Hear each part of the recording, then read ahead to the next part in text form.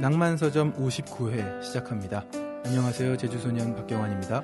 안녕하세요. 문학평론 쓰는 허입니다. 네, 저희가 이렇게 스튜디오에 모여서 또 책을 들고 방송을 꾸려가기가 왠지 오랜만입니다. 네. 지난주에는 공개방송으로 만났죠? 네, 빨강머리엔 여러분 많이 찾아주셨는데요. 아직도 저는 그때의 기억이 생생히 남아있습니다. 아, 그날의 열기. 정말. 꽉 채웠던 네. 좌석. 정말 즐거운 공개방송 콘서트였습니다. 그렇습니다. 또 동영상이 있다고 하니까 네네. 또 그날의 풍경 궁금하셨던 분들 참고해 보셔도 좋을 것 같아요. 네. 그리고 그 전주에는 제가 또 참석을 하지 못했어요. 빨강머리엔으로 팟캐스트를 할 때 네. 예, PD님이 대타 DJ로 나서셔가지고 그쵸. 아주 활약을 하신 방송을 들었습니다. 그날 경환 씨에게 경사스러운 일이 네. 있다고 저희가 말씀을 드렸는데요. 아주 갑작스러운 일이 생겼어요. 글쎄. 둘째가 태어났습니다. 아이고 축하드립니다. 예, 감사합니다. 네. 네, 그날 아침에 갑자기 진통이 와서 병원에 모셔다 드리고 심지어 저는 다른 라디오 생방이 있어서 생방에 잠깐 갔다가 다시 돌아가는 길에 이미 태어났다고 소식을 들어서 아주 드라마틱한 하루였어요. 예, 낭만서점은 함께하지 못했습니다. 네. 아니 두 아이의 이제 아버지가 되셨는데 네네. 느낌이 어떠신가요? 아, 이게 3인 가족과 4인 가족의 느낌이 아주 다르더라고요. 그렇군요. 예. 예. 어서 결혼하세요. 네. 전 아직 아무도 예. 없어가지고 네. 참 어떨까 그 느낌이 참 궁금하기도 합니다. 예. 근데 저도 애라. 예. 아니 그러니까 얼굴이 애라는 게 아니고요. 하는 짓이 애라. 네. 오늘 또 댓글 소개해드려야 될 텐데요. 네. 정말 많이 올라와 있습니다. 시지프적인 7, 세븐님이 조지 오웰의 동물농장 오래전에 읽었지만 지금도 잊혀지지 않는 명작이라고 길게 남겨주셨습니다. 앞으로도 그냥 지나칠 수 없는 고전 명작 설레는 마음으로 기대할게요 라고 해주셨네요. 네, 오늘 그 기대에 충족시켜드리기 위해서 고전 아주 굵직한 걸로 준비했습니다. 그렇습니다. 그리고 낭만 속의 그대님. 그대님, 네, 동물농장 편 타이밍이 무섭네요. 딱 한마디 해주셨어요. 그렇습니다. 저도 그걸 느꼈거든요. 방송을 만들고 며칠 되지 않아서 이상한 발언이 돌아다녔죠. 그렇죠. 나향욱인가요? 어쨌든 교육부 고위 관료가 개돼지라는 발언을 했었는데 어쩜 이렇게 동물농장과 흡사한 상황이 현실 세계에서 벌어졌는지 안타까운 일이었습니다. 예, 제가 아는 어떤 분은 트위터에 그렇게 남기셨더라고요. 개 돼지에게 개 돼지라는 말을 들으니 기분이 매우 꿀꿀하다. 이렇게 남겨주셨는데. 네네. 네, 개 돼지의 세금을 받아먹고 사는 존재는 기생충이다. 이런 발언도 소설가 조정래님인가요? 이렇게 해주셨던 것 같습니다. 예. 그리고 스트로우님께서 박경환님 SNS에서 이번 낭만서점이 동물농장을 다룬다는 소식을 듣고 기쁘셨다고 써주셨는데요. 네. 읽고 싶어서 샀다가 아직 못 읽고 있으셨다고 이번 기회에 또 읽으시겠다는 말씀. 낭만서점을 100% 즐기는 방법. 바로 이런 거 아닐까요? 그렇죠. 집안에 꽂혀있던 오래된 먼지를 털어내고 낭만서점에서 마침 다룬다고 하니 마침 읽어보고 또 방송을 함께 즐기는 그런 재미가 있습니다. 꼬꼬오리랑 님이요. 빨강머리에는 초등학교 때 제 추억의 전부라고 해도 모자라지 않습니다. 제가 제일 좋아하던 6학년 담임선생님께서 2달, 3달에 걸쳐서 시간을 내서 책 전체를 읽어주셨거든요. 그 시간을 얼마나 기다렸었는지 그 후 어른이 돼서 다시 읽어보며 선생님 생각이 간절합니다. 그러나 뵐 수가 없는 현실이 더 슬퍼요. 칼기 폭파 사건으로 다시는 못 뵙게 된 거죠. 젊은 나이에 우리 곁을 떠난 선생님과 함께 빨강머리엔의 추억은 아마 죽을 때까지 제 기억에 있을 겁니다. 감사합니다. 추억을 꺼내보게 해주셔서. 네. 이런 사연까지 있는 이야기였네요. 예, 선생님이 또 이 오래전 사건인데 예. 아이고, 빨강머리엔이 희망을 담고 있는 소설이잖아요. 네. 근데 또 이걸 읽으시면서 그 희망과 더불어 그런 아픈 기억, 동시에 또 그 추억들 한꺼번에 다 떠올리셨을 것 같은데. 네. 저희가 함께 책 읽으면서 조금이라도 위로가 되길 바랄게요. 예. 네. So cool 땡큐 님입니다. PD님 목소리도 좋고 뭔가 느낌 좋네요.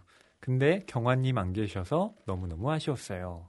방송하셨다면 엄청 신나면서 녹음하셨을 것 같은데. 네. 네네. 이렇게 써주셨습니다. 그러니까요. 제가 빨강머리엔 읽고 하고 싶은 말이 참 많았는데 그 기회를 잃어버렸어요. 네. 네네. 또 PD님에 대한 언급을 해주셨는데요. PD님이 다시는 저의 게임에 넘어가지 않겠다고 저한테 굉장히 많이 예 그런 잘하시던데 각오를 남기셨습니다. 네. 인상적이었어요. 뭐 댓글 소개였나? 뭐 제가 해요? 이거를 계속 하시던 그 느낌. 하셔야죠. 진행자 하시면. 그렇죠. 예, 예. 그리고 솔림님. 네. 와, 낭만서점에서 빨강머리엔을 읽어주시다니요. 12살 때 EBS에서 방영하는 명작 드라마를 보고 반해버려서 동서문화사에서 나온 10권짜리 책에 푹 빠져 지냈습니다. 무지개 골짜기 편에 나오는 앤의 아들과 개의 우정은 아직까지도 떠올리면 마음이 저릿합니다. 대학생 때는 캐나다로 교환학생을 가서 혼자 일부러 프린스 에드워드 섬에 찾아가기까지 했죠. 정말 행복하게 들었습니다. 이분은 이제 앤의 아들과 개의 우정이 나오는 편까지 그렇죠. 진도가 나가셨군요. 잘 읽으신 거죠. 와. 또 인증샷도 남겨주셨습니다.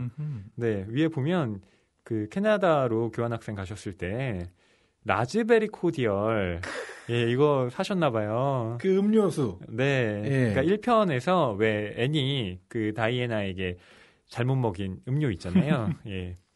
그 음료를 또 이렇게. 저도 한번 맛보고 싶네요. 다이애나처럼 취해보고 싶네요. 예.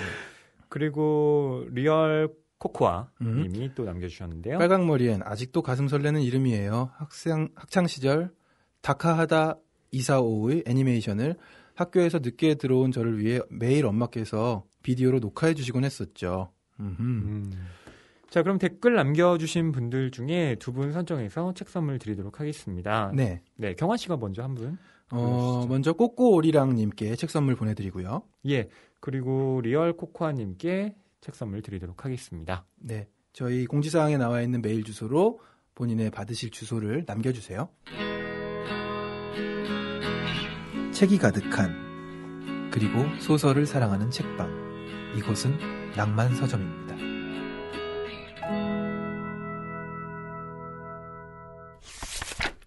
낭만서점 속 코너죠. 이슈를 담은 책.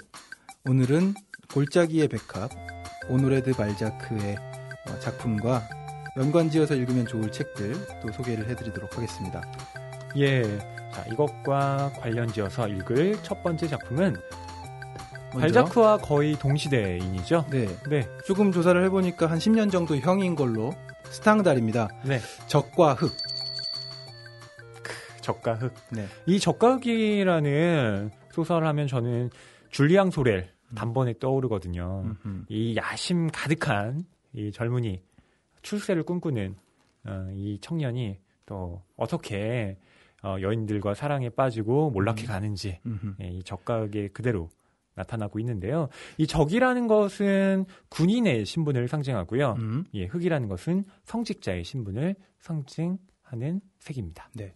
책 날개를 펼치자마자 발자크 얘기가 나옵니다. 발자크와 함께 19세기 프랑스의 거장으로 평가받는 스탕달. 예. 아마 사교계에서 한 번쯤 만나지 않았을까요? 스탕달과 발자크. 뭐 어디선가 건배 한번 했을 것 같은 느낌이 듭니다. 네. 자, 적과 흑 역시 또 골짜기의 백합과 마찬가지로 프랑스 사교계의 이야기들 또 나와 있기 때문에요. 네. 여러분들 한번 읽어보시면 좋을 것 같고요. 자, 두 번째 책은 저희 낭만서점에서도 한번 다뤘던 책입니다. 네, 반가운 책입니다. 새벽 3시 바람이 부나요.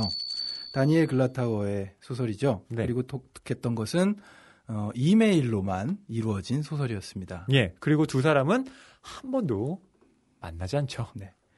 그래서 결국 궁금해서 저는 후속편 샀잖아요. 근데 몇 장 읽다가 네. 전작만 못하다는 느낌을 받고 아직 진도가 안 나갔습니다. 그렇군요. 네. 거기에 보면 첫 번째 소설에서는 이제 나름대로 서로 그 제한을 둔 상태에서 만나잖아요. 그러니까 몇 날 몇 시에 이 장소에 네. 우리 보기로 하자. 근데 이제 서로 알리진 않고 누군지 추측만 하는 거죠. 그래서 이제 후보군을 그 남자가 이제 A, B, C로 좁혀서 당신 이 3명 중에 1명일 거야. 그렇죠. 네, 이렇게 하는데 네. 과연 누구일지. 지금도 기억나네요. 에미. 네. 자, 이렇게 저희 골짜기의 백합과 함께 읽어볼 두 권의 책 추천해 드렸습니다. 네. 조금은 색다른 사랑. 그렇죠. 또 두 권의 책은 프랑스 사교계를 바탕으로 한 좀 고전에 속하는 작품이고요. 네. 하나는 최근에 이메일로 주고받는 사랑이라는 점에서 이 시대의 사랑과 과거의 사랑이 또 어떻게 비슷하고 다른 부분이 있는지 한번 비교해 보시면서 읽으면 좋을 것 같습니다. 기혼 여성에게 숨겨져 있던 연애세포를 깨우기에 좋은 그런 소설들이라고 공통점을 이야기할 수 있겠습니다. 네. 낭만서점 59회 저희가 준비한 본격적인 방송 시작하겠습니다. 네. 오늘 다룰 책은요. 오노레 드 발자크의 골짜기의 백합입니다. 예. 발자크. 정말 이름은 많이 들어본 작가인데요. 저는 거의 처음 듣는 것 같아요. 아, 발자크요? 예. 이 발자크가 리얼리즘 소설 하면 반드시 언급되는 작가 중에 한 명이거든요. 그렇군요. 네. 그래서 저는 이 발자크 소설에 대한 일종의 부채감에 늘 시달리고 있었습니다. 읽어야 되는데? 문학 이론서들을 보면요. 항상 예로 들고 있는 작품이 발자크예요. 그래요? 근데 제가 발자크 작품 중에 읽어본 작품이 그렇게 또 많지 않아서 네, 이게 도대체 어떤 내용인가 긴가민가 했던 게 많은데 이번에 또 골짜기 백합은 준비하며 읽게 되었습니다. 그래서 이제 공부한다 생각하고 읽어야 되는군요. 그렇죠. 아니 근데 서사 자체의 재미도 있잖아요. 예, 재미는 있습니다. 네. 하지만 점점 이제 할 얘기는 많아질 것 같습니다. 네, 발자크에 대해서 경환 씨가 소개해드리도록 하겠습니다. 네, 발자크는 1799년 프랑스 투르에서 태어났습니다. 어린 시절 과도한 독서로 인한 건강 악화로 집에서 1년간 요양 후 중학교에 입학했고 소르본 법대에 입학했습니다. 여러 변호사 사무실에서 비서로 일한 경험은 뒷날 그의 소설에서 잘 활용되었으나 공증인이 되기를 희망하던 부모의 뜻과 달리 그는 파리의 한 다락방에 기거하며 글을 쓰기 시작했습니다. 1819년 집필한 희곡 크롬웰을 읽은 콜레주 드 프랑스 교수인 앙드리웨는 발자크에게 작가의 꿈을 접으라고 충고했고 10년 뒤인 1829년 이미 수차례의 사업 실패를 경험한 발자크는 첫 소설 올빼미 당원을 출간했습니다. 이후 20여 년간 초인적인 집필 능력을 보이며 90여 편의 장편 소설로 이루어진 방대한 인간극을 창조해 나갔고요. 제목이 보여주듯 단테의 신곡에 필적하면서 동시에 프랑스 호적부와 경쟁한다고 호언할 정도로 당대 사회를 총체적으로 보여주려는 계획이었습니다. 발자크는 1850년 사망했습니다. 네, 이 발자크의 골짜기의 백합을 추천해 준 분은요, 저희 PD님입니다. 그렇군요. 네. 보통은 이제, 제가 좀 입김을 강하게 불어넣어서 책을 선정하는 편인데, 이번에는 PD님이, 이 고전 재밌다. 다뤄야 된다. 네. 그래서 했는데요. 그 이유 중에 하나가 골짜기의 백합이라는 소설이 재밌기도 했지만 발자크라는 이 작가의 삶 자체가 흥미로웠기 때문이기도 해요. 벌써 흥미로워요. 네. 아주 초인적인 집필 능력을 보이며 20년 동안 90여 편의 장편 소설을 썼다고 하고 그렇죠. 프랑스 호적부랑 경쟁을 했답니다. 예, 그만큼 많은 인물들을 등장시켜서 다채롭게 그 사회를 표현해 내려고 했다는 거죠. 그러니까 이전에 소설에 등장했던 인물이 그 다음 소설에도 등장하고. 네. 인물 재등장이라는. 네네. 네. 발자크 하면 또 떠오르는 것 중에 하나가 커피예요. 네. 왜 그렇죠? 그러니까 아주 많은 작품을 남겼잖아요. 근데 하루에 이 작업을 보통 12시간 정도 했답니다. 이게 고시 공부도 12시간 하면 힘들거든요. 저도 시험 준비해 볼 때 이게 하루에 정말 각 잡고 열심히 공부한다고 치면 제가 정말 빠듯하게 해봤는데 12시간 좀 넘어가더라고요. 그러니까 밥 먹는 시간 빼고 잠자는 시간 빼고 이러니까 네, 굉장히 하기가 힘든데 발자크는 정말 거의 12시간 많게는 14시간까지 글을 썼다고 하는데 그때 발자크에게 힘을 줬던 그 식품이 바로 커피였다는 겁니다. 커피. 네. 커피 마시고 힘내서 작업한 거군요. 계속 들이켰대요. 굉장히 진한 커피를 마셨을 것 같습니다. 예, 맞습니다. 네. 그러니까 커피를 말하자면 보약처럼 먹은 거죠. 예, 요즘 직장인들이 그렇잖아요. 점심시간에 꼭 커피를 마시는 이유가 사실은 커피를 좋아해서라기보다는 정신 좀 차리고 네, 일해야 되니까. 오후 일과. 그렇죠. 그런 거죠. 저희도 지금 커피 네, 보약처럼 마시면서 하고 있는데. 네. 그리고 이 발자크가 이렇게 글을 많이 쓰게 된 이유 중에 하나가 그 아까 경환 씨가 소개해 준 대로 수차례 사업 실패를 했다고 네. 나와 있잖아요. 빚이 엄청났다 그럽니다. 네. 일기에 이렇게 쓰고 있어요. 1828년에 나는 살아가면서 12만 5천 프랑의 빚을 갚기 위해 내 펜을 사용했다. 그러니까 말하자면 이 발자크에게 원고라는 것은 자기의 주수입원 그것과 동일한 거였죠. 그러니까요. 그러니까 빚 갚으려면 열심히 일하고. 그리고 그런 빚이 지워지게 된 그 이유가 사치가 좀 있었다면서요? 네, 사치도 있어요. 네. 대단한 캐릭터입니다. 네. 그러니까 뭐랄까요, 이 사람 참 난 사람이다. 네. 방송 용어로는 세 글자. 네, 방송 용어로는 난 세 글자. 사람. 네. 근데 이제 저희 그냥 사석에서 얘기할 때는 두 글자. 네. 로 이야기를 하는데, 뭐랄까, 저는 이 정도의 빚이 있으면 네. 사실 글 쓸 엄두가 나지 않을 것 같거든요. 글을 잘 못 쓸 것 같아요. 그러니까 시달려서. 그렇죠. 현실이라는 게 있으니까. 그렇죠. 근데 이 사람은 오히려 그런 빚이 동력이 돼서 열심히 썼다는 거예요. 빨리 갚아야 돼 하면서 작품을 계속 하는 거죠. 그러면서 자기 부채를 계속 늘려나가. 그래도 다양한 경험이 있어야 돼 하면서 사치는 계속하고. 그렇죠. 예. 그래서 이 발자크가요.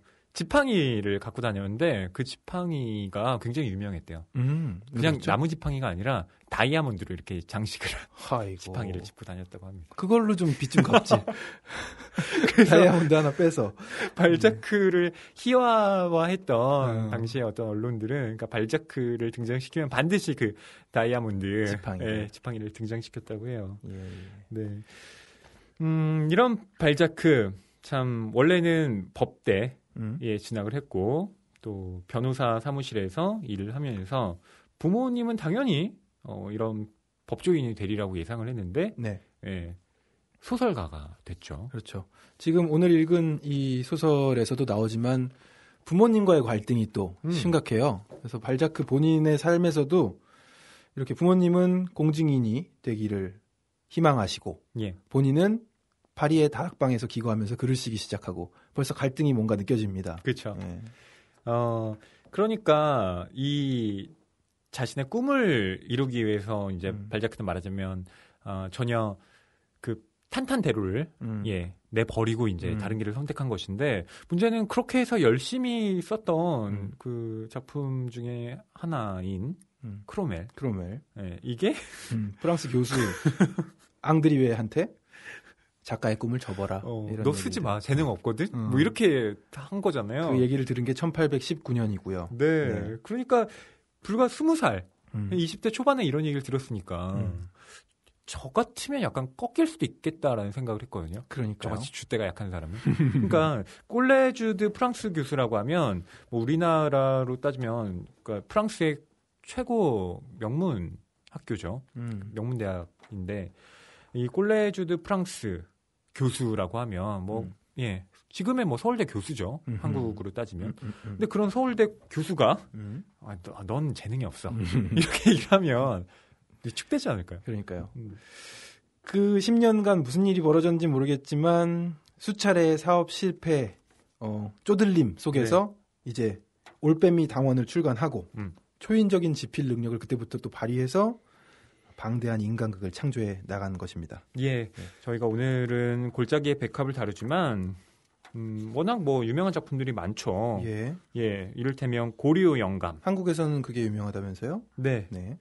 그리고 뭐 나귀 가죽이라는 작품도 있고요. 네. 정말 뭐 일일이 거명할 수 없을 정도의 많은 작품들이 이 발자크에 의해 쓰여졌는데 그 중에서 저희가 이 골짜기의 백합을 다룬 것은 어쨌든 연애 소설이기 때문입니다. 네네. 책 뒤에 해설을 참조해 보면 인간극, 풍속 연구, 철학 연구, 인간극이 풍속 연구, 철학 연구, 분석 연구 이렇게 세 개로 나뉜다고 하고 또 풍속 연구가 사생활 전경, 전원 생활 전경, 파리 생활 전경 등등으로 나뉘는데 이 오늘 다룰 골짜기의 백합은 전원 생활 전경인가 봐요. 네, 뭐 그렇죠. 말 그대로 골짜기의 백합이라는 제목에서 알 수 있듯이 어떤 골짜기에서 그렇죠. 예, 그 배경을 삼고 있으니까 시골 어딘가에서 이제 만난 거잖아요. 네. 이 여인을. 이 골짜기의 백합 줄거리를 좀 말씀드려야 할 텐데요. 이 골짜기의 백합은 1836년 발자크가 30 중반에 쓴 작품입니다. 처음에는 큰 주목을 받지 못했는데요. 점점 시간이 흐르면서 이 연애 소설 또 성장 소설로서 발자크의 대표작으로 떠오르게 됩니다. 내용은 이러한데요. 어린 시절 이 냉담한 부모에게서 사랑을 받지 못하고 자란 펠릭스는 특히 모성에 대한 이 갈구를 하는 청년입니다. 공식 이 축제에 파티죠. 여기에 처음으로 나간 자리에서 이 펠릭스는 귀부인 앙리에트, 모르소프 부인에게 매혹됩니다. 그래서 그녀의 어깨에 입맞춤을 하기 시작하죠. 독특한 행동을 합니다. 예. 약간 요즘 같았으면 뉴스에 나올 이건 성추행이죠. 성추행. 그렇죠. 예. 그 부분을 펠릭스는 다음과 같이 서술을 하는데요. 아무도 나를 보지 않는다는 것을 확인하고 나는 어머니의 품속으로 뛰어드는 아이처럼 이 등 위로 달려들어 머리를 부비며 어깨 전체에 입맞춤을 퍼부었다. 네. 파티에 갔는데 웬 낯선 남자가 갑자기 내 어깨에 키스를 하기 시작한다. 뺨을 날려야죠.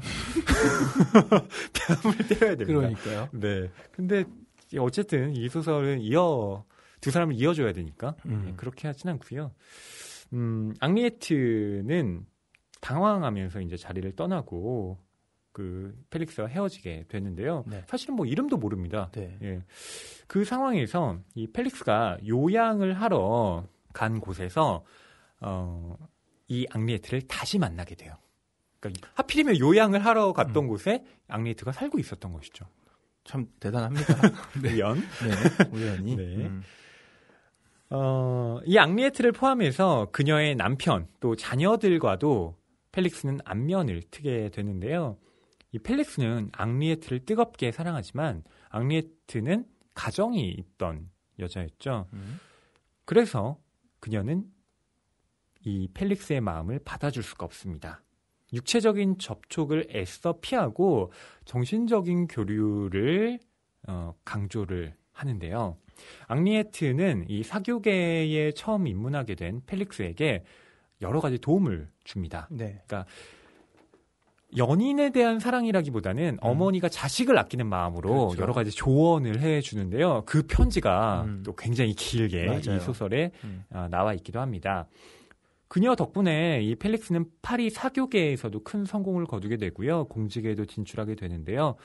하지만 이 앙리에트와의 정신적인 교류, 그러니까 플라토닉 러브만으로는 만족할 수 없었던 펠릭스는 영국 여인 레이디 더들리와 관능적인 사랑에 빠지게 됩니다. 과연 펠릭스와 앙리에트의 앞날은 어떻게 될까요? 네. 이게 고전이어서 그런지 이해할 수 없는 그런 사랑들이 오갑니다. 예. 하지만 뭐 그 당시 상황들이 반영되어 있는 러브 스토리니까 네. 예, 이해하도록 하면서 읽었지요. 예. 네. 참 펠릭스라는 인물이 참 흥미롭더라고요. 저는 읽어가면서 1인칭 나로 서술이 되는데 네. 이 남자가 어쩜 이렇게 찌질할까? 라는 생각을 많이 했습니다. 나갔다라는 생각을 아주 많이 남자들에게 어느 정도 있는 면인 것 같긴 해요. 모성애를 자극하고 싶은 건 아니지만 이미 기본적으로 가지고 있는 특히나 이렇게 어머니의 사랑을 잘 받지 못했던 과거가 있는 남자니까요. 예, 네. 그렇죠. 그러니까 이 소설의 구성에 대해서 좀 말씀을 드려야 할 텐데요. 이 소설은 일종의 액자 형식으로 되어 있습니다. 그렇습니다. 예, 앞에는 가장 처음에는 나탈리 드 마네르빌 공작 부인께라는 이 편지로 시작을 하는데요. 이게 바로 그러니까 이 나탈리라는 여자에게 네. 펠릭스가 편지를 쓰는 겁니다. 네. 예, 근데 이 편지를 왜 쓰냐면요. 나탈리가 펠릭스한테 당신 옛날에 만난 여자들은 어땠어? 당신의 옛사랑이 궁금한걸? 과거 이야기를 좀 들려주지 않겠어? 이런 얘기를 했었나 봐요. 그러니까요. 그러니까 그걸 이렇게 고민하다가 펠릭스가 좋아, 그럼 얘기해주지 하면서 이제 나탈리 공작 부인한테 그 긴 이야기를 들려주는 겁니다. 네네. 예. 그래서 중간 부분이 이 펠릭스와 앙리에트 그리고 레이디 더들리가 나오는 그 부분이고요. 네. 그다음에 그 모든 이야기가 끝난 다음 마지막에 이 나탈리 공작 부인이 펠릭스에게 다시 답장을 보내는 네. 것으로 이 소설은 끝나게 됩니다. 그러니까 짧지만 맨 처음과 맨 뒤에는 나탈리가 등장하는 거죠. 그렇죠. 예. 그러니까 이 모티프부터 좀 흥미롭긴 해요. 지금 나를 사랑하는 남자가 있다. 나도 그 남자에게 호감이 있다. 그런데 그 남자의 과거가 갑자기 궁금해졌다. 그래서 당신 옛날에 누구랑 만났어? 이렇게 대답을 듣고 싶어 했던 거죠. 그것 때문에 이제 이 글쓰기가 발생하게 되는 건데 네. 경환 씨는 어떠세요? 저는 근데 기본적으로 네. 의문이 드는 게요. 공작 부인이잖아요. 예. 그러면 남편이 있는 거 아닙니까? 있죠. 지금 제비 한 마리 키우자는 겁니까? 근데 이 당시에 그러니까 예. 이 프랑스 귀족 사회를 좀 이해해야만 예. 그러니까요. 가능한 거겠죠. 예. 네. 그러니까 당대의 어떤 뭐라고 해야 할까요? 관습 같은 게 이런 식으로 부인들은 이런 식으로 연애를 한다. 보면 그 사교계가 뭔지도 잘 모르겠어요. 사교계라. 제가 서양사 시간에 배웠던 건데요. 귀족 사회의 결혼이라는 게 정략 결혼이었잖아요. 그러니까 자기가 좋아하는 사람한테 뭐 이렇게 시집을 가거나 장가를 가는 시스템이 아니었던 겁니다. 그렇기 때문에 이 사람들이 공식적인 남편과 부인은 있는데 다 따로 애인을 두는 거예요. 대단하네요. 네, 그걸 다 용인했던 겁니다. 그러니까 그걸 암묵적으로 다 예, 인정해 준 네, 그런 관습들이 남아 있었고 네, 그렇기 때문에 이 공작 부인과 펠릭스가 이렇게 만나게 되는 것도 가능한 일이 되는 거죠. 다이아몬드 지팡이 짚고 그렇죠. 네. 이해하도록 노력하면서 또 읽어 나가야 되겠습니다. 결혼을 만약 그냥 해야 된다면 사회적 의무로서 나한테 지금 강제되는 것이고 네네. 나는 근데 내가 정말 마음에 들어하는 사람은 다른 곳에 있다. 다른 사람이다. 네네. 그러면 그 사람 사랑하지 않을까요? 예. 그런가 봐요. 그러니까 연애 결혼과 정략 결혼이 이래서 다른 거죠. 그렇죠. 네. 네. 프랑스의 1800년대 이야기니까요. 네. 자, 그래서 이 펠릭스가 자신의 과거 이야기를 꺼내는 것인데 저는 여기에서 새삼 한 가지 더 교훈을 얻었습니다. 네. 절대로 과거의 이야기는 하지 않는 게 좋다. 그렇죠. 네. 내가 몇 번째야, 오빠? 아예 안 돼. 안 되는 거죠. 네. 네. 그러니까 이것을 궁금해할 필요는 없다고 생각합니다. 왜 저 아주 옛날 노래긴 한데요. 나는 나라는 노래가 있습니다. 떼떼떼. 네. 왜 내가 하는 저 많은 모창도 좀 되시는 것 같은데요. 맞죠? 예. 이 노래. 성대를 조금 더 쪼여서. 예. 그 가사가 그거잖아요. 나는 과거 이야기를 다 했는데 왜 저 사람들이 이해를 못하는 거지? 왜 내가 저렇게 뭔가 그냥 떠벌린다고 생각하는 거지? 뭐 이런 이야기를 하고 있는 거잖아요. 발자크 주제곡이네요. 주주클럽. 물론 과거를 들었을 때 그냥 너그럽게 이해해주는 사람들도 있죠. 근데 대체로는 그러니까요. 그렇지 않더라고요. 그게 뭐 듣기 전이랑 똑같은 너그러움이겠습니까? 다르죠. 가슴속 어딘가는 부글부글 하잖아요. 그렇죠. 조심해야 됩니다. 과거 이야기는. 그래서 글쎄, 저는 사랑하는 사람의 과거를 굳이 알려고 하지는 않습니다. 그래서 그냥 묻어두고 나랑 지금 잘 만나자 이런 주의예요. 네, 그게 제일 좋죠. 네.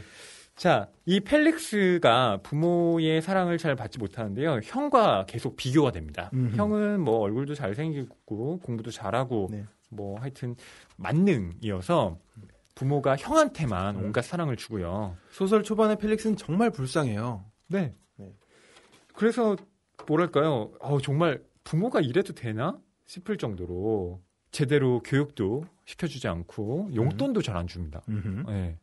그리고 엄마는 아들이 아니라 무슨 미워하는 그러니까요. 누군가를 대하는 것처럼 네 아들을 막 그렇게 그러니까 조여요. 책을 읽으면서 계속해서 부딪히는 거예요. 어떻게 이런 엄마가 있을 수 있지? 하면서. 그런데 또 조금 자료들을 조사해 보니까 예. 그 당시 귀족 사회에서는 이런 일들도 좀 있었다고 그러네요. 교육 방침 글쎄, 교육 방침일까? 네. 그러니까 네. 예전에 본 예전 시대를 배경으로 다룬 영화들에서 좀 본 적 있는 풍경 같긴 해요.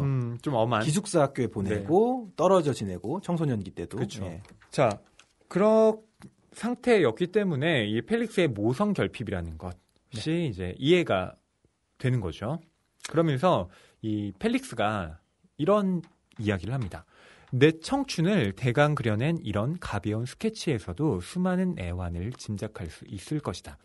그것은 내 젊은 시절이 훗날 끼친 영향을 설명하기 위해서 필요한 이야기였다. 네, 그렇기 때문에 이 앙리에트가 왜 펠릭스에게 매력적이었는지 그리고 왜 이 사랑의 형태가 주로 모성애적인 것으로 발현이 되었는지 그 인과를 좀 설명해 줄 수 있는 부분이 아닌가 싶습니다. 네. 네. 또 모성에 대한 결핍이 있기 때문에 펠릭스는 외면적으로도 20살 청년임에도 불구하고 13살, 14살 소년처럼 보였다. 이렇게 나와 있기도 해요. 그러니까 외모가 덜 자란 느낌이었어요. 그렇죠. 네. 네. 아마 어깨가 좁았겠죠. 키는 크고 딱 그런 뭔가 네. 지켜주고 싶다. 이런 느낌, 보호 본능을 네. 불러일으키는 타입이 아니었을까 싶습니다. 자, 이런 펠릭스가 드디어 처음으로 파티에 가게 되는데요. 이때 운명의 여인 앙리에트를 만나게 됩니다. 군중의 발구르는 소리 때문에 몸이 불편해졌을 때 딱딱한 가죽 신발과 더위로 부은 내 발을 한 장교가 밟았다. 이 불상사로 축제에 대해 환멸을 느끼고 말았다. 그러나 빠져나가기란 불가능했다. 그래서 구석에 버려진 벤치 끝자락으로 피신하여 시선을 고정시키고 부동의 자세로 뿌루퉁하게 앉아있었다.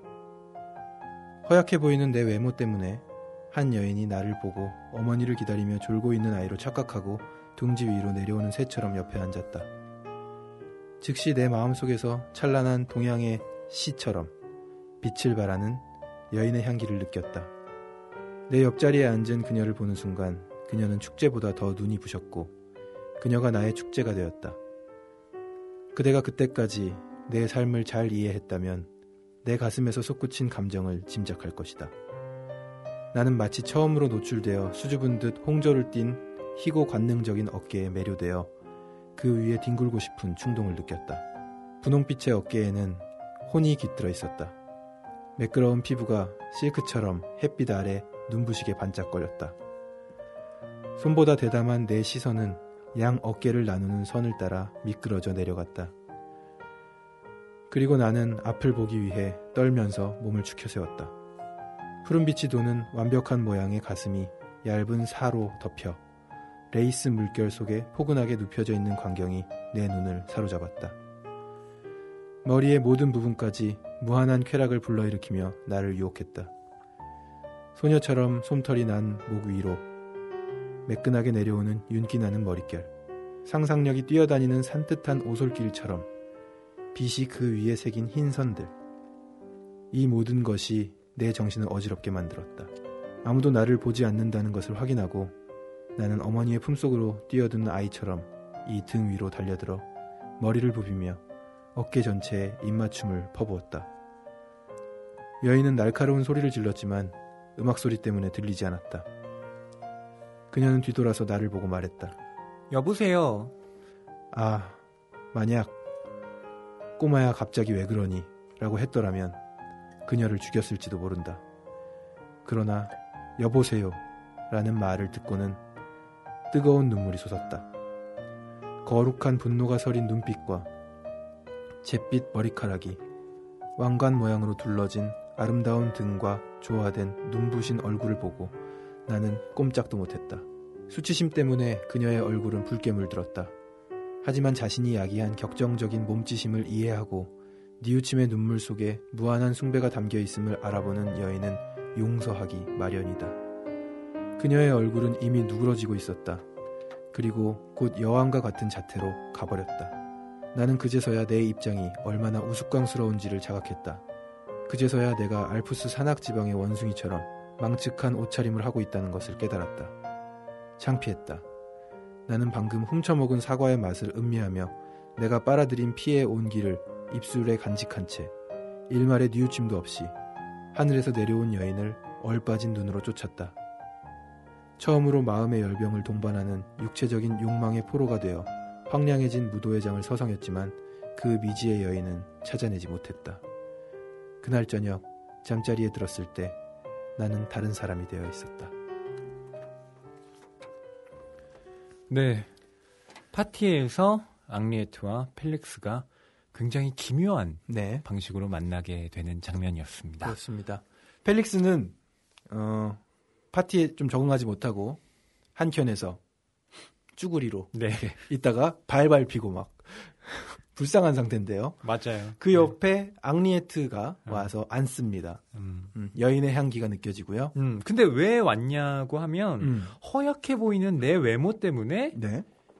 어머니를 기다리며 졸고 있는 아이로 착각했다.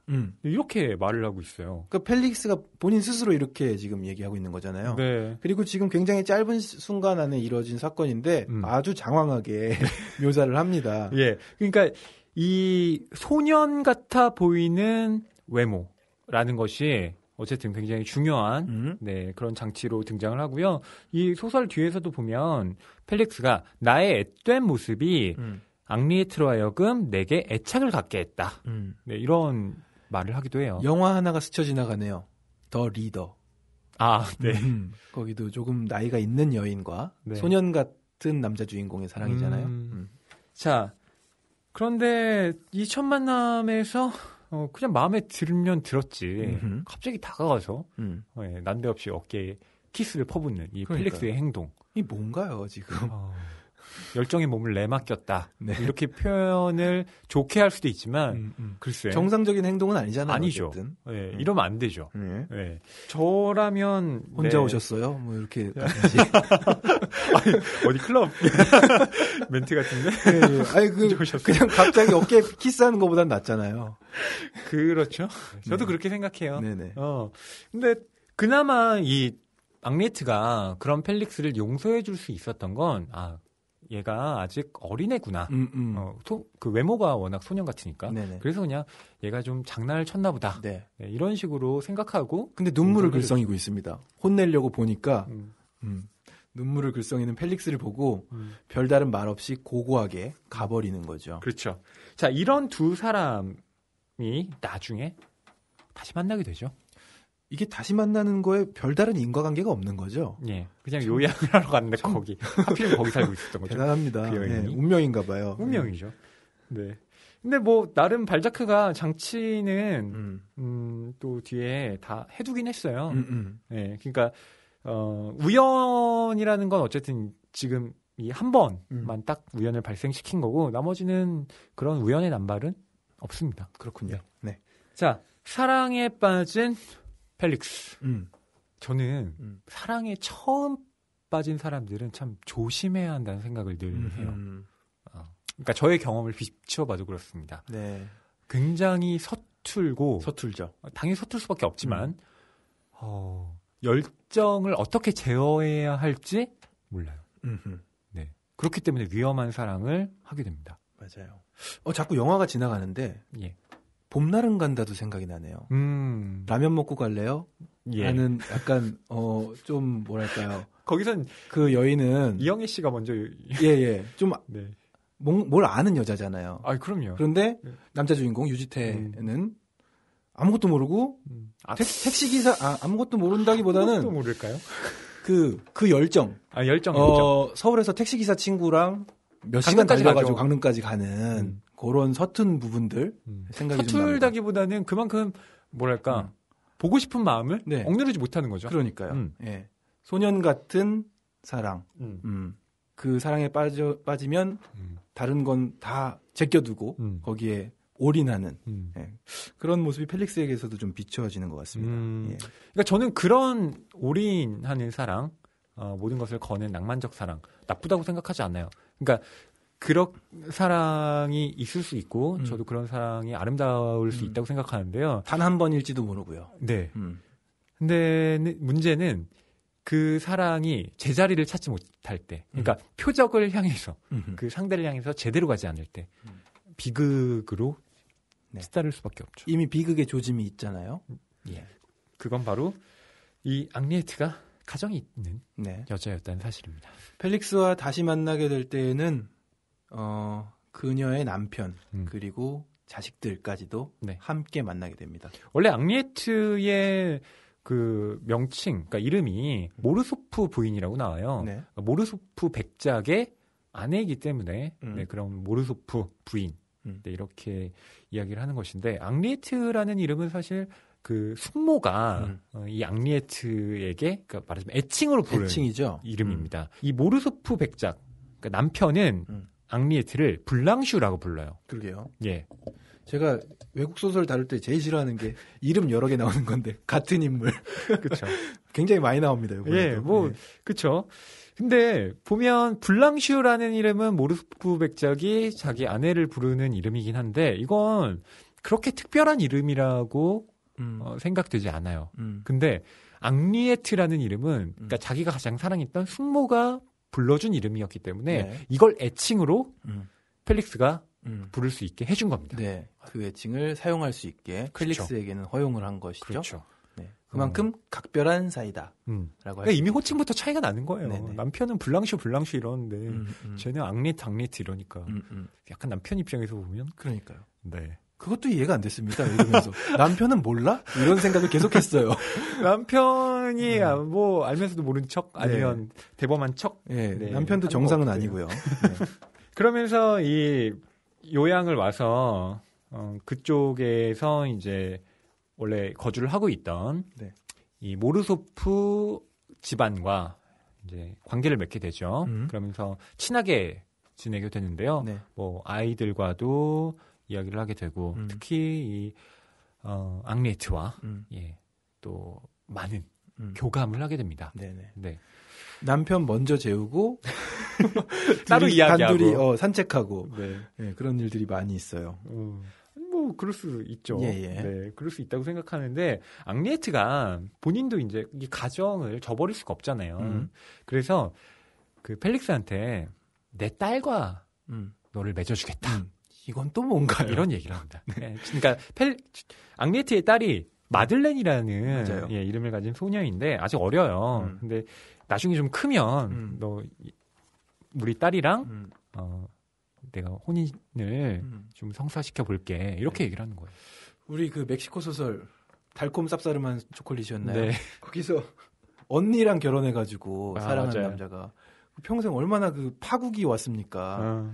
어떻게 이런 계획을 또 생각할 수 있는지. 근데 이걸 저 뒤에서 보면 이걸 이제 그 성직자와 상담을 나눈 거예요. 고해성사 하잖아요. 너무 지금 이 남자가 좋은데 이걸 내가 이 마음에 그냥 따라버리면 내가 지켜왔던 모든 것이 무너지니까 이걸 어떻게 하면 좋겠냐. 이랬더니 그 신부가 그러면 너의 딸과 그 남자를 맺게 해줘라. 그러니까. 이렇게 얘기를 말도 안 되는 그런 방법을 제시한 것 같아요. 예, 사랑의 대상이 지금 엄연히 다른데 말이죠. 네. 자, 이러한 앙리에트와의 사랑에 대한 펠릭스의 생각은 이렇게 서술이 되고 있는데 그 부분을 좀 읽어드리겠습니다. 그녀에 대한 사랑은 양면적이었다.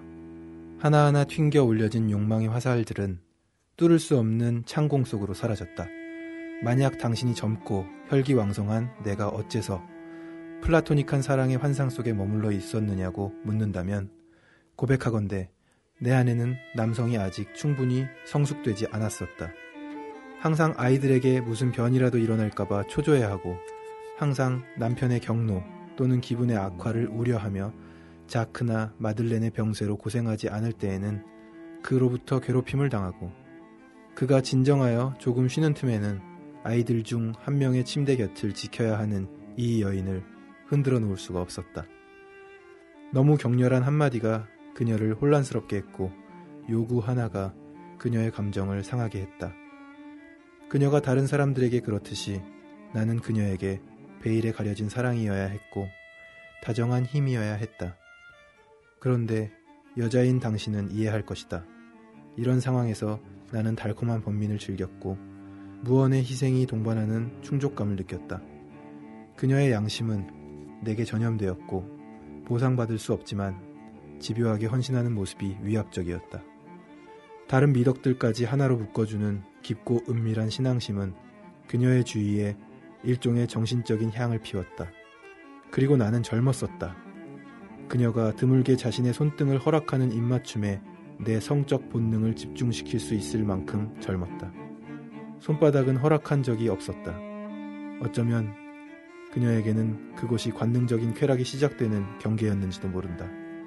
두 영혼은 유례 없이 서로를 열정적으로 부둥켰지만 육체는 유례 없이 철저하게 효과적으로 억압되었다.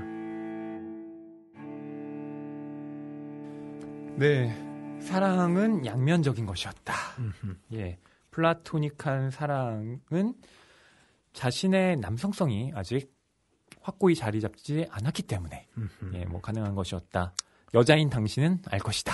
이게 지금 나탈리아한테 쓰고 있는 편지잖아요. 그렇네요. 그렇기 때문에 이런 네. 구절이 들어가 있는 액자 구성의 소설이기 때문에 중간에 하고 있는 이야기들은 나탈리에게 향하는 이야기군요. 예, 그리고 또 여러분께서 좀 주의를 기울이셔야 할 것이 이거 펠릭스의 1인칭 화자, 예, 서간체로 지금 되어 있는 작품이잖아요. 네. 그렇기 때문에 이 펠릭스의 말을 다 믿으시면 안 됩니다. 네네. 못 믿겠는 말투성이에요, 사실. 경계하셔야 돼요. 그러니까 이 남자가 지금 자기 합리화하면서 계속 지금 뭔가를 써나가고 있거든요. 네네. 네. 어쨌든 편지를 쓰게 되면 그런 것 같죠. 그러니까 자기의 마음을 분명히 표현하는 방식이긴 하지만 네. 그것이 100% 진실한 형태로 드러나는 것 같지는 않아요. 모든 글쓰기가 또 그렇긴 하지만요. 프랑스 사교계에서 한때 날렸던 한 마리 제비의 1인칭. 그렇죠. 예. 이 남자의 무기는 소년성. 예. 자, 과연 이 남자는 어떻게 될까요? 자, 펠릭스는 사교계로 진출을 하게 되는데요. 이때, 그러니까 사교계라는 건 지금으로 따지면, 상류사회로 진입하는, 그리고 그 상류사회의 사람들이 이제 교류하는 어떤 장이죠. 네. 예, 그렇기 때문에 이제 여기에서 뭔가 두각을 나타내지 않으면, 공직으로의 진출도 좀 어렵고, 말하자면 모든 사회의 그 사회로부터 얻을 수 있는 기회가 예, 이런 사교계에 마련이 돼 있던 겁니다. 소설 읽으면서 좀 흥미로웠던 게 부르봉 왕가 얘기도 나오고요. 그렇죠. 나폴레옹 얘기도 나오고 네. 왕정복고 맞아요. 예, 뭐 역사 시간에나 배웠던 내용들이 나옵니다. 네. 예, 프랑스 상류사회의 그 당시 모습들을 좀 보여주는 것 같아요. 예. 그래서 이 사교계에는 또 여자들이 많았기 때문에, 그러니까 이 여자들이 대체로 무슨 공작 부인, 백작 부인, 후작 부인 이런 사람들이거든요. 근데 여기에서 이제 청년들이 이 부인한테 잘 보여야 공직으로 나아갈 수 있는 예, 어떤 기회도 또 주어졌던 겁니다. 네. 그러니까 남편한테 가서 내가 요즘 눈여겨보고 있는 청년이 있는데 괜찮더라고. 당신 한번 어디 얘기 좀 해봐요. 뭐 이렇게 해보라고. 그런 식의 후원자의 역할을 또 겸하기도 했던 거죠. 네. 그래서 이 사교계로 진출하는 펠릭스에게 사랑의 이제 다른 표현으로서 앙리에트가 여러 가지 조언을 해주게 되는데요. 네. 굉장히 긴 편지를 맞아요. 씁니다. 이 편지가 감동적이던데요. 인생을 알고 있는 어떤 여인의 그렇죠. 예, 그런 사교계로 진출하기 위한 펠릭스를 향한 뭐랄까요? 쪽집게식의 엑기스. 그렇죠. 예. 너 이렇게 해야 된다. 이건 하면 안 된다. 이렇게 뭐랄까요? 정말 엄마가 어디 이제 그 멀리 가는 자식 예, 걱정하듯 예, 그런 젊은 여자들을 조심하라 이런 얘기도 나오고요. 자기도 젊으면서요. 자, 무려 20쪽에 달하는 긴 편지인데요. 뭐 제가 다 읽진 않고요. 예, 중간중간 좀 발췌하면서 낭독을 해보겠습니다.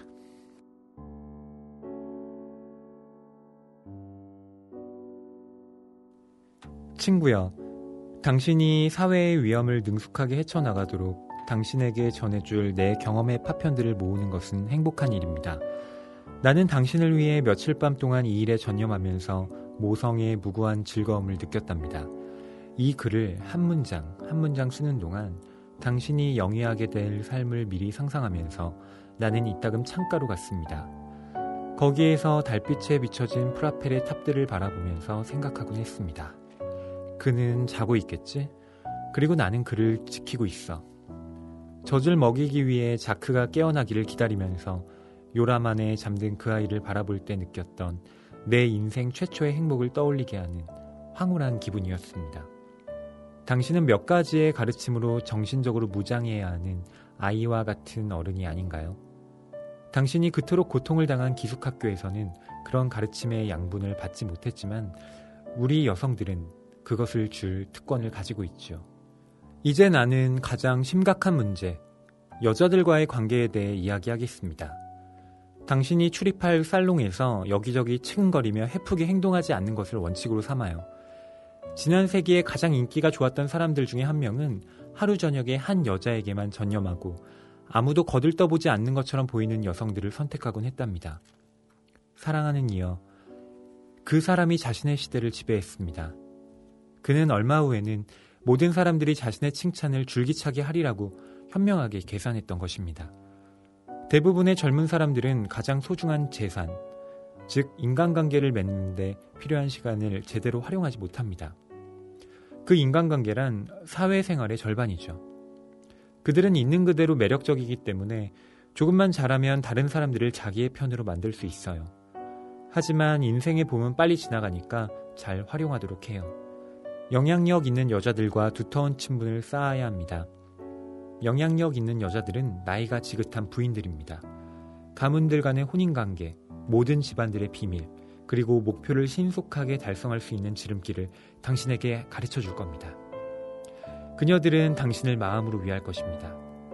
독실한 기독교 신자가 아닌 경우에는 젊은이를 후원하는 것이 그녀들의 마지막 사랑입니다. 당신을 여기저기에 추천하고 당신을 더욱 매력적으로 보이게 하는 등 훌륭하게 뒷받침할 거예요. 젊은 여자들을 경계하길. 내가 사심을 품고 하는 말이라고 생각하지 말아요. 50살의 여성은 당신을 위해 모든 것을 해주지만 20살의 여성은 아무것도 해주지 않습니다. 네, 이 뒤에도 네. 여러 가지 조언들이 이어지는데요. 네. 제가 핵심적인 부분, 네네. 예, 여자들의 관계에 대한 그렇습니다. 예, 이 앙리에트의 조언 말씀드렸어요. 진심이 묻어나는 듯하면서 조금은 마음을 품고 있는 앙리에트의 그런 연정이 또 느껴집니다. 그렇죠. 그러니까 질투처럼 느껴지기도 하고요. 네, 그러니까 이 사회관계에서 예절을 잘 지키면서 동시에 이 나이 지긋한 중년 부인들의 마음을 사로잡는 방법까지 하나하나 가르쳐주고 있는 것이죠. 결국 이런 조언을 충실하게 따른 펠릭스는 승승장구하게 되어 나중에는 왕의 측근이 됩니다. 하하. 예, 성공하게 되죠. 그러면서 이제 막 앙리에트의 집에 왔다 갔다 하면서 비녀와 이런저런 이야기를 나누고요. 네, 그런 생활이 한동안 이어지게 됩니다. 네. 이 편지가 이 소설에서 예. 참 거의 가장 감동적인 부분인 것 같아요. 지금은 좀 요약해서 읽긴 했지만 예. 앙리에트가 이렇게 길게 자신의 마음을 담아서 네. 펠릭스에게 전하는 그 마음이 느껴져서 뭔가 짠했습니다. 그러게요. 당신의 앙리에트. 당신의 앙리에트. 네, 소유격이네요. Yours. 너희 것. 네. 자, 그런데 남성성이 아직 깨어나지 않았을 뿐이지 이 혈기왕성한 네. 펠릭스가 플라토닉 러브로만 만족하기는 어려웠던 거죠. 그렇습니다. 예, 그래서 이 사교계의 총화가 된 이 펠릭스는 영국 귀부인 레이디 더들리와 새로운 사랑에 빠집니다. 네, 올 것이 온 거죠. 네, 아라벨이라는 이름으로도 나옵니다. 네, 더들리 여사. 이 더들리 여사와의 이야기도 좀 저희가 힘을 줘서 말해야 할 부분인데요. 예, 예. 더들리가 영국 출신, 그러니까 영국 귀부인이잖아요. 그래서 보면 이 여자에 대한 평을 할 때 이 발자크가 역시 프랑스 사람이구나. 그러니까요. 그러니까 영국에 대한 반감을 가지고 있구나. 되게 안 좋게 말해요. 네. 이런 그 부분이 굉장히 여럿 나와요. 네. 영국 사람들이 갖고 있는 어떤 특유의 뭐 경박한 뭐 이런 것들이 있다. 막 이러면서 쭉 그 일종의 국민성에 대해서 서술을 하는데요. 야, 이 발자크 정말 프랑스 사람이구나. 그러니까 이 소설을 영국 사람들이 읽는다면 그렇게 좋아할 기분 나쁠 정도죠. 소설은 아니구나 싶어요. 그런데 더들리 부인이 그 내막을 다 알고 있더라고요. 네, 앙리에트와 예, 펠릭스의 관계를 알고 있죠. 그러니까요. 비밀이 없어요, 소설이 계속. 그러니까 여기 사교계라는 곳이 다 그런 것 같아요. 그러니까요. 그러니까 사람들이 다 그 당시에 뭐 TV가 있었겠어요. 뭐가 있었겠어요. 그냥 저런 다 막장 드라마를 대신한 현실 막장이 계속해서 존재했군요. 그거 들었어요? 뭐 펠릭스랑 뭐 앙리트 부인이 그렇고 그런 사이래. 이런 얘기를 주고 받았겠죠. 네. 또 레이디 더들리 역시 그런 가십으로 네. 뭐 기꺼이 나 이 남자 마음에 드니까. 자, 그 영국 귀부인과의 만남, 이 레이디 더들리가 갖고 있는 매력, 네, 이런 것들을 경원 씨가 좀 읽어주시죠. 대부분의 영국 여인들과 마찬가지로 그녀가 원하는 것은 무리를 일으키는 것, 비일상적인 것이었다. 영국 사람들이 입맛을 돋우기 위해 매운 조미료를 즐겨 찾듯이 그녀는 사랑에도 후추와 고춧가루를 뿌리려 했다. 매사의 완벽함과 습관의 기계적인 규칙성으로 침체된 생활 때문에 그녀들은 낭만적이고 위험한 것을 좋아하게 된다. 나는 그런 성격을 당시에는 헤아리지 못했다. 내가 냉랭한 무관심 속에 갇히면 갇힐수록 레이디 더들리의 감정은 점점 더 열렬해졌다. 이런 대결은 살롱에 드나드는 사람들의 호기심을 유발했고 이는 나와의 줄다리기를 자랑스럽게 여기던 그녀에게 첫 기쁨을 안겨주었다. 그녀는 사람들의 눈길을 끈 이상 반드시 승리를 거둬야겠다고 결심한 듯했다. 아, 만약 자비로운 사람이 그녀가 모르소프 부인과 나에 대해 한 말을 내게 옮겼다면 나는 유혹을 뿌리칠 수 있었을 텐데. 한 쌍의 어린 비둘기들처럼 한숨 짓는 저들을 보고 있자니 너무나 지겹군요. 나탈리, 내 죄를 정당화하려는 것은 아니지만 여자가 남자의 구애를 거부하는 것보다 남자가 여자를 뿌리치는 것이 훨씬 어렵다는 것은 엄연한 사실이다. 우리의 풍속은 남성들이 거칠게 저항하는 것을 금하지만 당신네는 그렇게 하는 것이 미끼가 되고 게다가 관습적으로 그럴 수밖에 없다.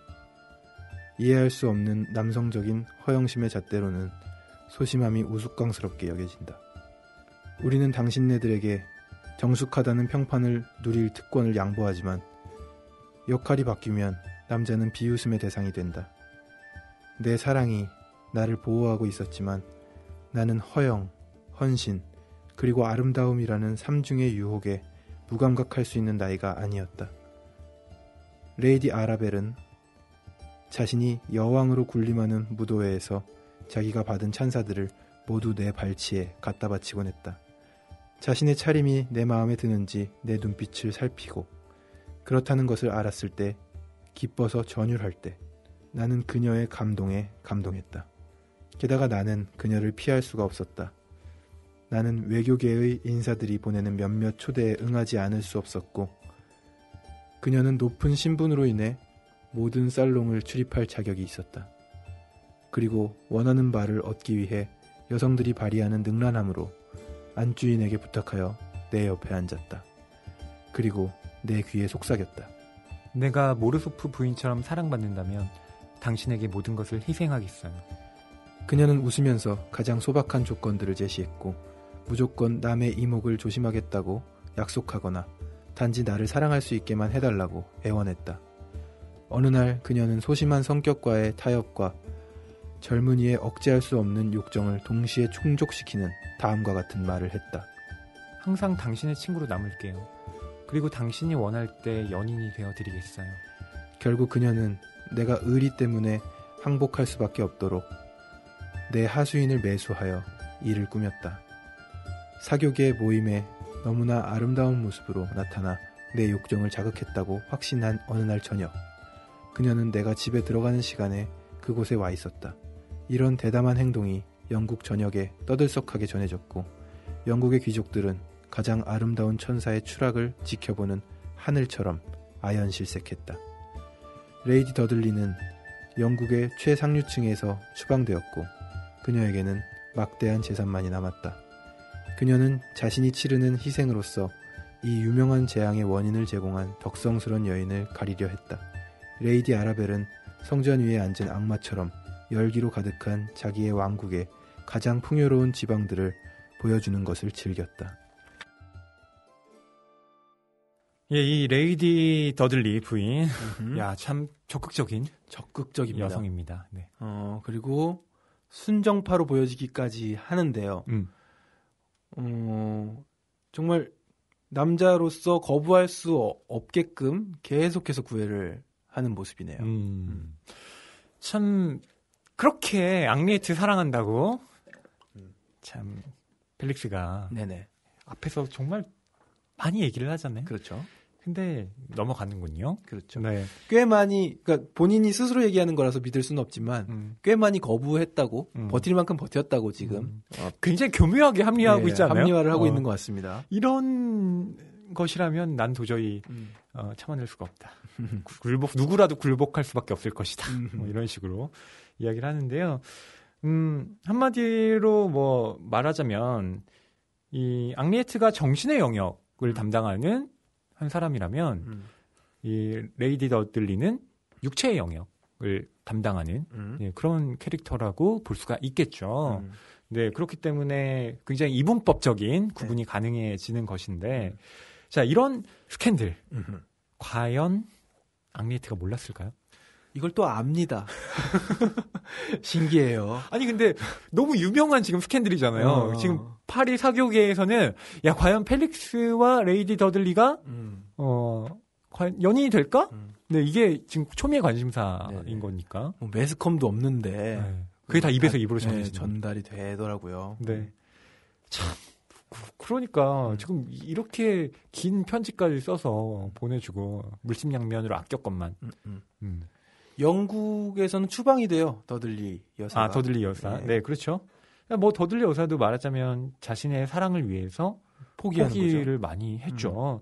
그러니까 저도 더들리 여사의 경우에는 지금 펠릭스 입장에서 서술이 돼서 그렇지 굉장히 매력적이고 본인으로서도 뭔가 할 말이 있는 네, 그런 캐릭터라는 생각이 드는데요. 어쨌든 자, 이 모든 사실을 앙리에트가 알고 펠릭스와 만나게 됩니다. 네, 근데 이 펠릭스가 또 변명하는 말이 가관이에요. 야, 진짜 평생 내가 당신만을 사랑하겠다. 내가 당신 진짜 좋아한다.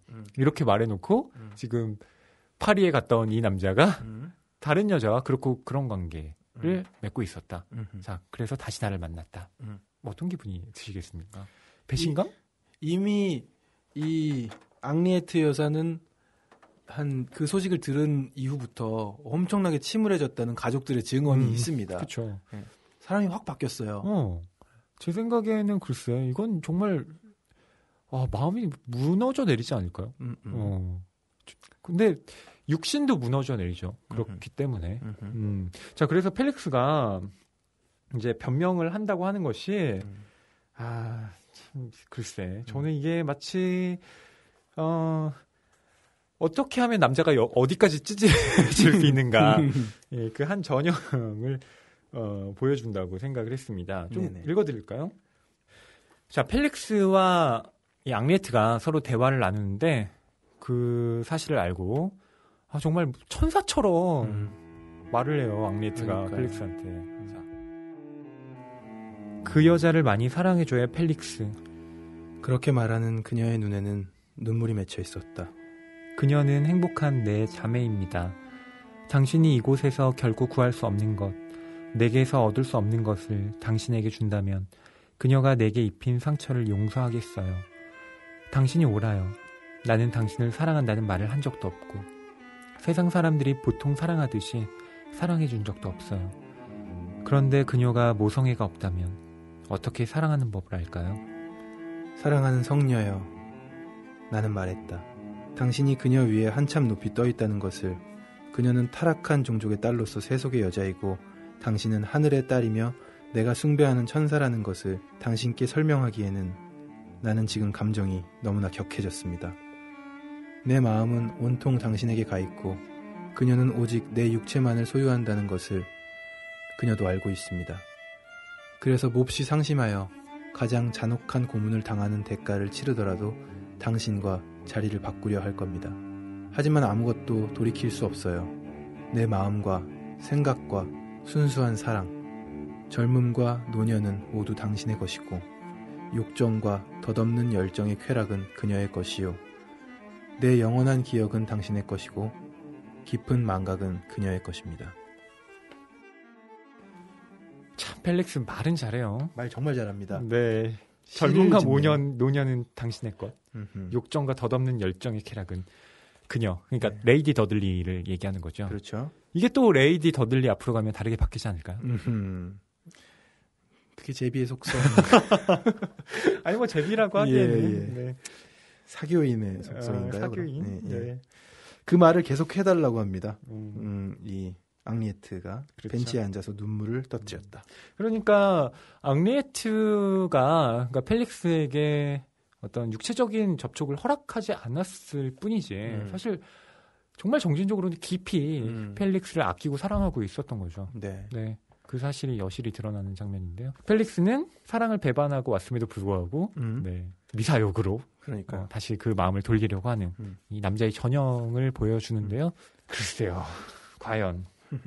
자, 저희가 이 골짜기의 백합 뒷부분 말씀드리지 않겠습니다. 네. 나름의 반전이 있죠. 나름의 반전이라기보다는 어떤 분은 그렇게 평하시기도 하셨더라고요. 골짜기의 백합이 좀 긴 소설인데 네.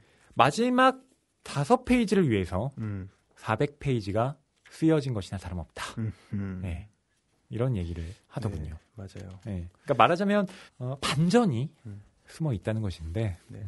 여러분께서도 그 반전이 무엇인지 한번 찾아보시면 어떨까 싶습니다. 네.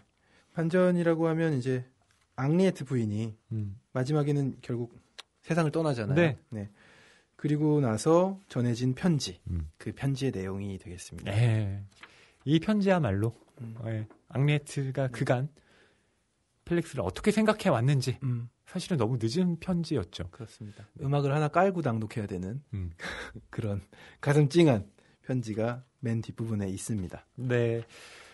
자, 저희가 오늘 발자크의 골짜기의 백합이라는 소설로 이야기를 좀 나눠봤는데요. 이 골짜기의 백합은 다름 아닌 앙리에트를 뜻하는 네, 맞아요. 말입니다. 네. 예.